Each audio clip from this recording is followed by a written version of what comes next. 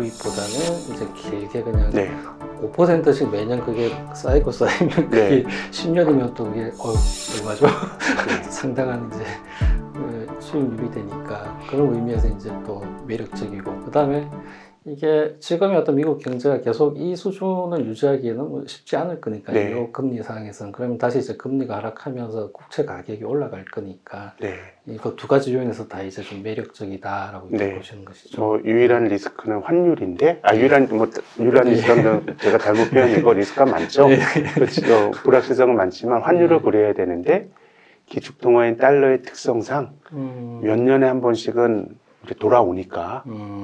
코로나 이전에는 무난한 환율이, 원달러 환율이 1,100원 정도고, 아래쪽으로 조금 더 예. 떨어지고 위쪽으로는 1,200원을 좀 상회하는 정도가 우리에게 익숙한.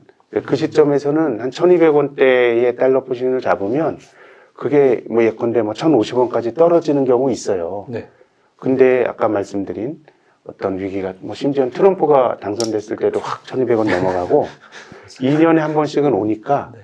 달러를 들고 있으면 정말 아주 극단적인, 뭐 외환위기 때 2,000원, 네. 뭐 이런 거야 뭐 지나치게 달러가 고평가된 거지만, 글쎄요, 제가 뭐 엄밀한 계측 결과는 아니지만 한 1,300원 언저리에서 달러 포지션을 잡는다 그러면 네.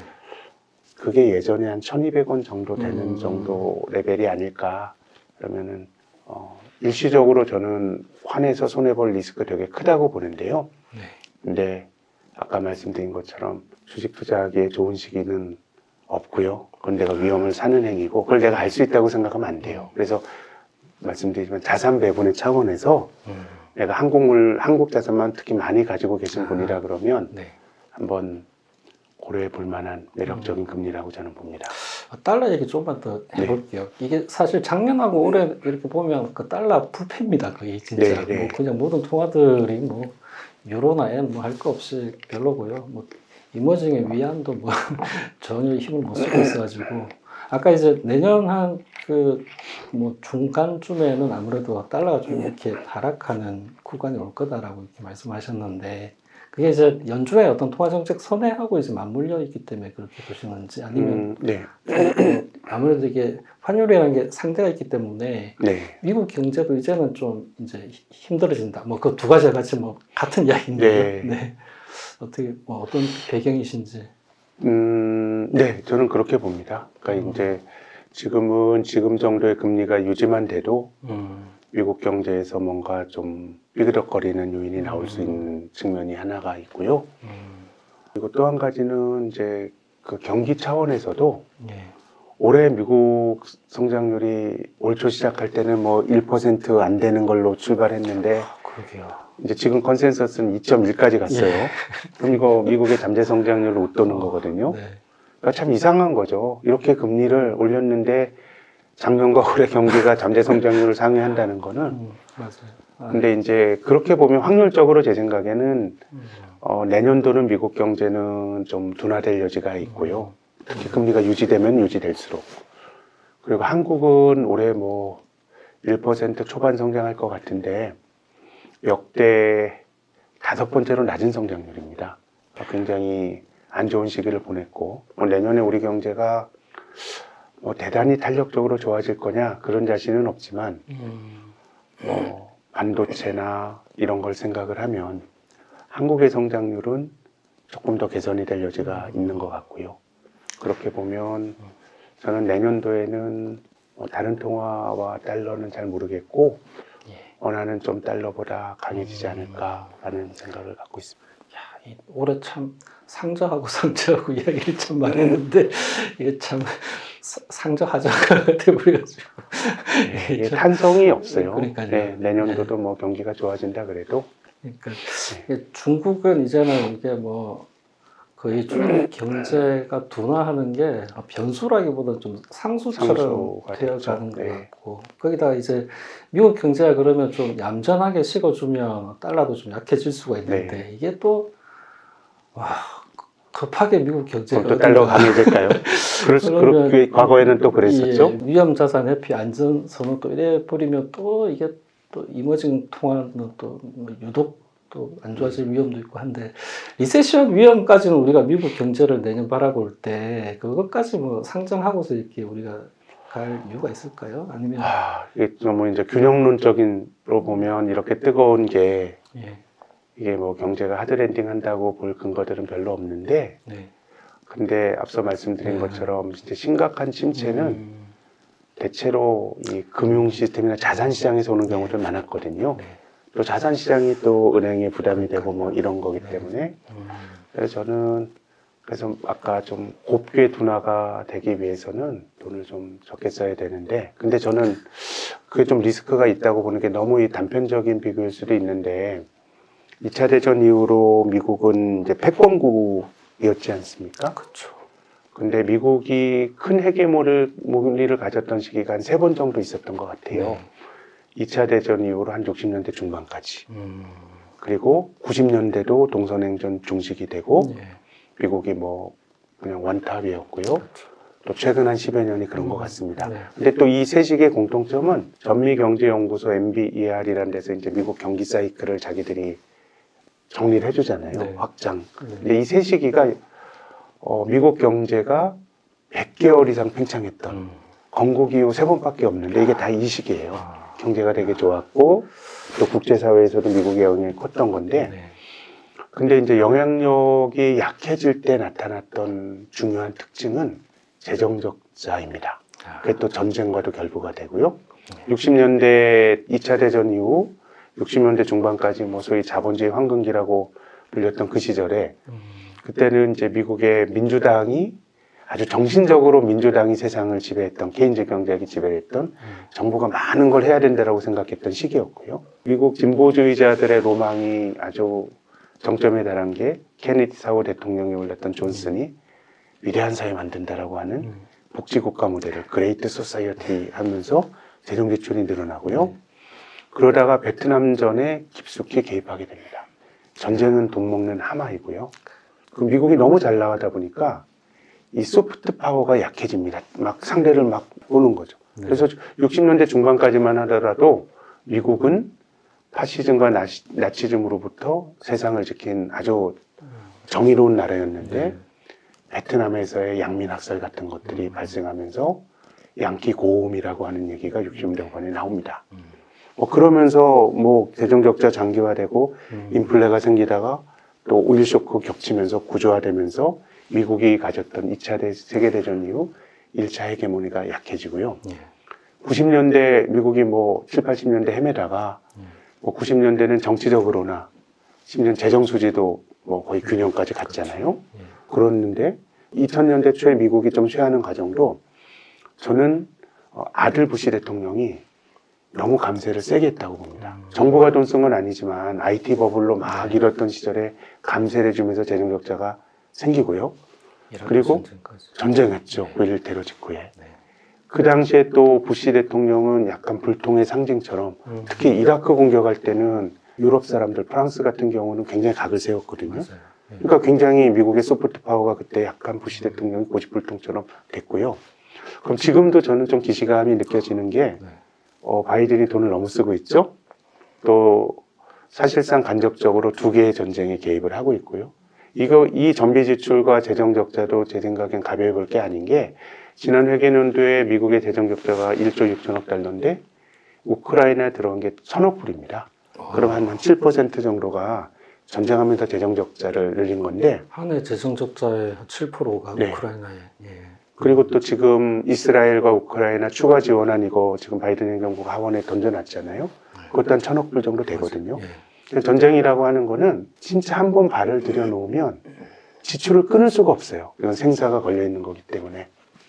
또 지금 뭐 내년도에 대통령이 누가 될지 모르겠지만 트럼프가 당선이 된다 그러면 그거야말로 미국의 소프트 파워는 그냥 바닥까지 떨어지는 거거든요. 그래서 저는 시장이나 경제나 세상이나 보면 날도 참은 기운다는 말이 맞는 것 같아요. 자기 힘이 너무 세고 너무 세니까 자기의 가치를 막 투영하려고 해요. 타자에게. 그러니까 전쟁하고 그러면서 재정 적자가 늘어나고 그거 스스로가 또 미국에게도 가장 강건했던 미국에게도 부메랑으로 돌아오기 때문에 저는 좀 그런 비슷한 기시감을 느낍니다. 그 동학이 이게 1, 2년 하다 말 것 같진 않지 않습니까? 네. 지금 뭐 세계는 어쨌든 말보다는 이게 네. 한번 힘으로 어떻게 해보겠다 이런 쪽에 좀 분위기가 강해가지고 뭐 러시아도 그렇고 중국도 뭐 마찬가지고요. 이게 점점 이렇게 세상이 불안해지면은 우리가 뭐 그런 이야기들 많이 하잖아요. 이게 세상이 좀 조용하고 싸우지도 않고 이럴 때가 공급망이 좀 이렇게 안정되어져 네. 가지고 이게 물가도 좀 안정되고 뭐 이렇게 효율을 많이 이야기를 하는데 네. 서로가 막 힘자랑하다 보면은 이게 비용 논리보다는 이제 정치 논리로 이렇게 많이 그럼요. 흘러가게 네, 되고 결국 그게 이제 또 물가를 또 계속 이렇게 부추기는 좀 어떤 그런 또 요인이 되고 혹시 그 이번에 미국 같은 경우에 그 물가 상승률이 이번 사이클에 가장 저점은 한 대략 한 어느 정도로 이렇게 예측을 하시나요? 그 뭐 물가 상승률이 결국은 이제 성장도 결부가 네. 되고 다 하기 때문에 그걸 저희가 뭐 많은 가정이 들어가는데 음, 그 바닥을 잘 예측하기는 좀 어려웠지만 핵심 소비자 물가 지수가 3% 밑으로 안정화되기까지는 시간이 좀 많이 걸리지 않을까? 네. 그런 정도 의견을 갖고 있습니다. 그건 역시 마찬가지로 이제 보면은 국채 시장에서도 그 부분을 이제 뭐 어떤 형태로든 이제 네. 국채 가격에 반영을 한다라고 보면 금리는 잘 안 떨어지는 이런 상황들을 우리가 계속 보게 제 생각에는 되겠습니다. 예. 3%대의 물가라 그러면 그건 좀 적응의 문제라고 보거든요. 뭐 우리가 얼마 전까지 물가 안 올라가서 걱정이었는데 예. 작년처럼 뭐 9% 이런 물가는 경제 활동 자체를 가격을 교란시키니까 네. 그건 굉장히 많은 거. 나머지 뭐 3%의 물가라 그러면 이것은 제 생각에는 적응의 문제인데, 근데 이제 제가 좀 걱정하는 거는 크게 보면 그 글로벌 금융위기 이후에 네. 짧게 보면은 코로나 팬데믹 이후에 전 세계가 부채가 많이 늘어났으니까 빚을 다 많이 졌죠. 그것이 뭐 이제 인플레이션으로 인한 경제 활동의 교란이라기보다는 떨어지지 않는 이자율이 어떤 걸 툭 한번 건드리지 않을까라는 게 뭐 어디가 될지는 뭐 저도 알 수 없지만 그런 것들이 저는 좀 내재가 된 위험으로 보고 있습니다. 결국은 그래서 이제 여러 자산군들 중에서 이제 뭐 어디에 뭘 사야 될 건가, 그리고 이게 투자 시계를 좀 어느 정도까지 이렇게 가져가야 되는가, 이런 게 항상 이제 많은 분들의 고민인데요. 내년을 이렇게 바라보면 어느 지역, 그리고 어느 섹터, 어느 자산이 좀 괜찮아 보이십니까? 저는 한국 사람들에게는 저는 분산해야 된다고 봅니다. 자산을 뭐 어느 나라 투자자나 뭐 홈바이어스가 있기 때문에 한국 사람이 한국 자산 많이 갖고 있는 건 맞는데 지금은 한국 경제나 뭐 주식시장의 성과나 이런 것들이 조금 예전과는 좀 다른 것 같아요. 우리가 2차 대전 이후로 길게 보면 가장 잘해온 국가였는데 이제 뭐 환경들이 뭐 세계화의 후퇴나 의존도가 높았던 중국의 둔화나 그 다변화를 적극적으로 해야 된다고 보는데 우리가 어떤 자산을 사더라도 실은 참 싸게 사면 좋은데 그건 알 수가 없어요. 우리 주식 투자하기에 뭐 마크 트웨인이 위험한 시기가 뭐 1월, 4월, 7월, 12개월 다 말하는 것처럼 그런 거라 그러면 그걸 우리가 알 수 있다고 생각하시면 안 되고요.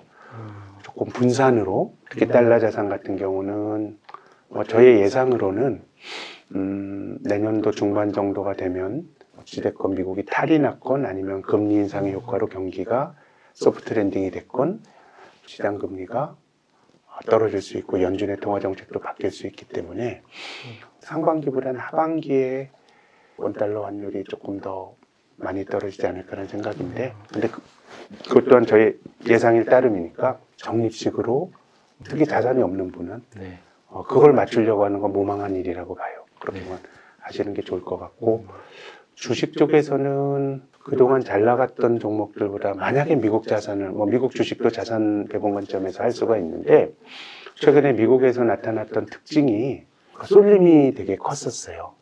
몇 개 종목으로 광이나 또 뭐 매그니피선트 뭐 세븐인가요? 뭐 그런 종목들만 갔는데 그건 저는 우리 시대의 기술이 가진 속성 때문이라고 보는데 저는 4차 산업혁명이 미국 기업들이 주도하고 있는 거 아닙니까?